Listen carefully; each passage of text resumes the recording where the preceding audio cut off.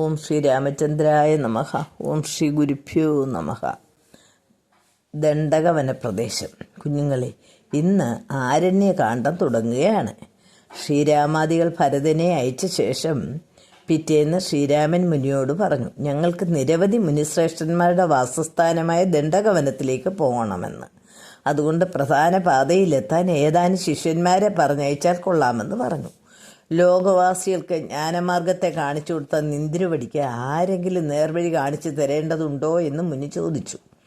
ലോകമര്യാദ അനുസരിച്ച് ശിഷ്യന്മാരെ അയക്കാമെന്ന് പറഞ്ഞു. അങ്ങനെ എല്ലാവരും കൂടി യാത്ര തിരിച്ചു. കുറച്ചു ദൂരം മഹർഷിയും വന്നിട്ട് ശ്രീരാമൻ പറഞ്ഞതനുസരിച്ച് തിരിച്ചുപോയി. പിന്നെയും കുറച്ച് നടന്നപ്പോൾ ഒരു നദി കണ്ടു. ആ നദിയെ ശിഷ്യന്മാർ ഒരു തോണിയിൽ കടത്തി ശ്രീരാമാദികളെ അക്കരെ എത്തിച്ചു.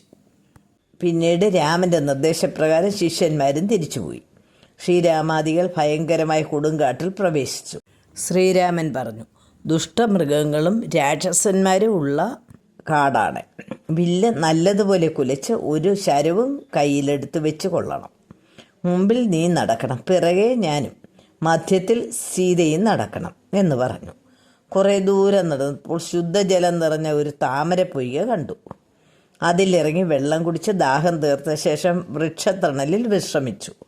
അപ്പോൾ ഘോര ശബ്ദം പുറപ്പെടുവിച്ചുകൊണ്ടൊരു ഭീകരരൂപം നേരെ വരുന്നു. ഘോര ദംഷ്ടങ്ങളുള്ള ആ ഭീകരരൂപം അലറി അടുത്ത് വന്നു. ഇത് കണ്ട ശ്രീരാമൻ അമ്പും വില്ലും കയ്യിലെടുത്തിട്ട് സീതയോട് ഭയക്കണ്ട എന്ന് പറഞ്ഞു. ആ സത്വം എട്ടുദിക്കും പൊട്ടുമാറ് അട്ടഹസിച്ചുകൊണ്ട് ഒട്ടും ഭയമില്ലാതെ ഈ കൊടുങ്കാട്ടിൽ ഈ സുന്ദരിയോടൊപ്പം ചുറ്റി നടക്കാൻ കാരണം എന്തെന്ന് ചോദിച്ചു. ഞാനും എൻ്റെ ഭാര്യയും അനുജനും കൂടി അച്ഛൻ്റെ ആജ്ഞ അനുസരിച്ച് വനവാസം ചെയ്യുകയാണെന്നും നിന്നെപ്പോലെയുള്ള ദുഷ്ടരാക്ഷസന്മാരെ കൊന്ന് ലോകരക്ഷ ചെയ്യുക എന്നതാണ് എൻ്റെ ലക്ഷ്യമെന്നും രാമൻ പറഞ്ഞു. രാമൻ്റെ വാക്കുകൾ കേട്ട് രാക്ഷസൻ വായും പിളർന്ന് ഒരു മരവും പിഴുത് ഓങ്ങിക്കൊണ്ട് പറഞ്ഞു, ലോകൈക വിക്രമനായ വിരാധനെ നീ കേട്ടിട്ടില്ലേ? എന്നെ അറിയാത്തതായി ആരുമില്ല. എന്നെ പേടിച്ച് മുനിമാരടക്കം എല്ലാവരും പേടിച്ച് ഇവിടുന്ന് പോയി. അതുകൊണ്ട് നീ ഇവരെയും കൊണ്ട് ഓടിപ്പോയിക്കൊള്ളണം, അല്ലെങ്കിൽ ഞാൻ നിങ്ങളെ തിന്ന് വിശപ്പടക്കും എന്ന് വിരാധൻ പറഞ്ഞിട്ട് സീതയുടെ നേർക്കടുത്തു. ഇത് കണ്ട ശ്രീരാമൻ അമ്പുകൾ കൊണ്ട് അവൻ്റെ കൈയും കാലും ശിരസും അറുത്തിട്ടു.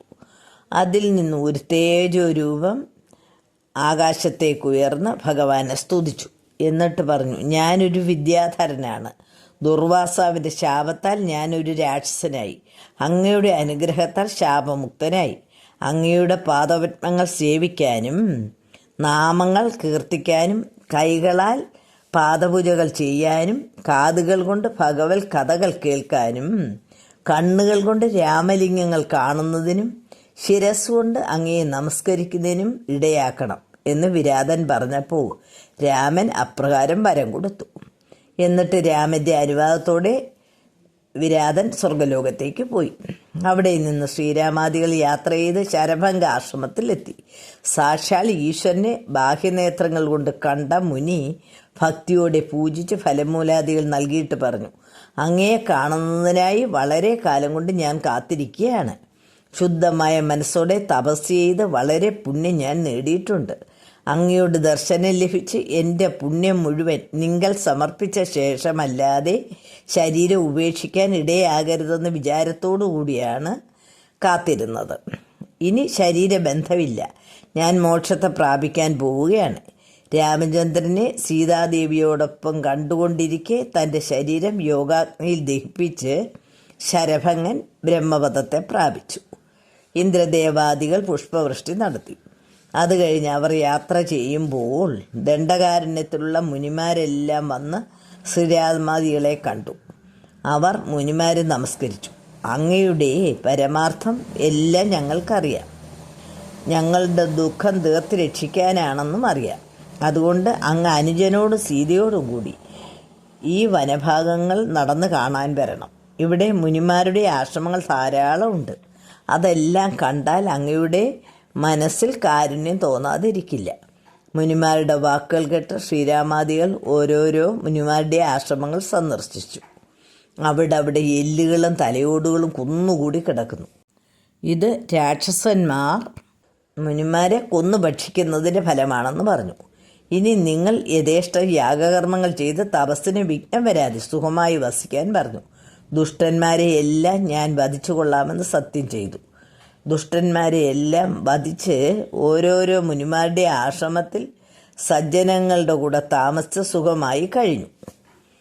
ഒരു ദിവസം സുധിഷ്ണാശ്രമത്തിൽ പോയിരുന്നു. അഗസ്ത്യ മഹർഷിയുടെ ശിഷ്യനും സദാ രാമമന്ത്രം ജപിച്ചുകൊണ്ടിരിക്കുന്ന സുധീഷ്ണൻ രാമൻ വന്നതറിഞ്ഞ് അകത്തേക്ക് കൂട്ടിക്കൊണ്ടുപോയി വിധിപ്രകാരം പൂജിച്ചു. എന്നിട്ട് ഭഗവാനെ നിത്യവും പൂജിച്ചുകൊണ്ട് കഴിയുകയായിരുന്നു എന്ന് പറഞ്ഞു. ഭഗവാനായ അങ്ങ് മനുഷ്യരൂപത്തിൽ എൻ്റെ മുൻപിൽ എത്തിയിരിക്കുകയാണ്. ഈ രൂപം എൻ്റെ മനസ്സിലെപ്പോഴും വസിക്കണം. ഭക്തിയോടുകൂടി നാമം ജപിക്കാൻ കഴിയണം. മറ്റൊന്നും എനിക്ക് വേണ്ട എന്ന് പറഞ്ഞു. ഇങ്ങനെ വണങ്ങിയിട്ട് ഭഗവാനെ സ്തുതിച്ചു. അങ്ങ് എന്നെ ഭക്തിപൂർവ്വം സേവിക്കുന്നതിനാൽ മോക്ഷത്തിന് അർഹനാണ്. ജനന മരണരഹിതവും നിത്യാനന്ദപ്രദവുമായ സായുജ്യപദം അങ്ങേക്ക് ലഭിക്കുമെന്ന് പറഞ്ഞു. അന്ന് ശ്രീരാമാദികൾ അവിടെ താമസിച്ചു. കുഞ്ഞുങ്ങളെ, രാക്ഷസന്മാരായാലും മുനിമാരായാലും പറയുന്നത് ഭഗവാന്റെ രൂപം എപ്പോഴും മനസ്സിൽ ഉണ്ടാകണമെന്നും ഭക്തിയോടുകൂടി ഭഗവാനെ ധ്യാനിക്കാനുള്ള കഴിവും തരണമെന്നാണ് പറയുന്നത്. നമ്മൾക്കും അതുപോലെ ഭഗവാന്റെ രൂപം മനസ്സിൽ കണ്ട് ധ്യാനിച്ച് കഴിയാം. നിർത്തട്ടെ. ഹരി ഓം തത് സത്.